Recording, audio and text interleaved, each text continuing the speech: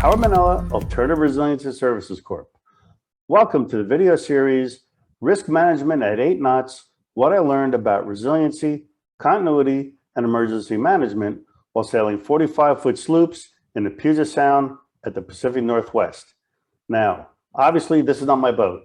I wish it was, but it's not. However, today we're going to talk about situational awareness. Now, there are lots of inputs on the boat, and they're always changing in real time. As a skipper, I have to always know what the boat is doing, what the water's doing, the currents, the tides, the swells, what the crew is doing, how are the passengers, traffic, the weather. These are all interrelated, and they have to be dealt with in real time. You have 3 redundant inputs for wind, for example. The instrumentation at the helm, the hawk at the top of the mast, and the back of your neck and the side of your cheek. We also assign roles for situational awareness.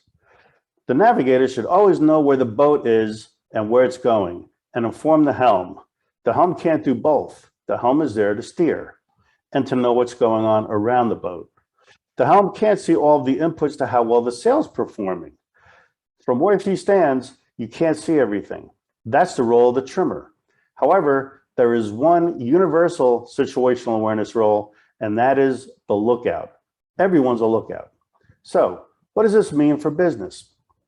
Ensure that all of your risk management inputs are online. And by online, I don't mean necessarily digital. I mean that they're all operational and you're watching the dials. Be agnostic as to your inputs. I was visiting a SOC for a company with a very politically liberal bent, Security Operations Center.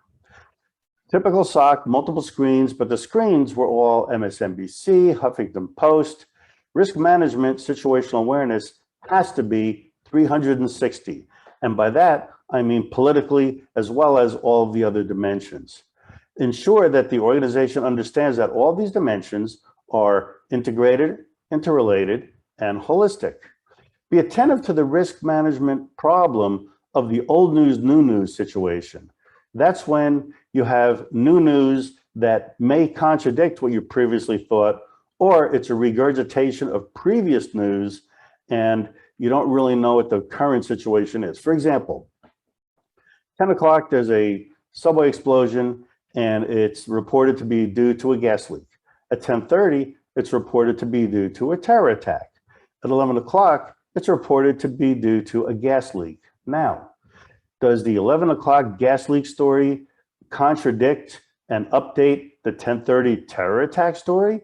Or is it merely the 10 o'clock reporting that is being regurgitated and the 10:30 terror attack is really the operational situation?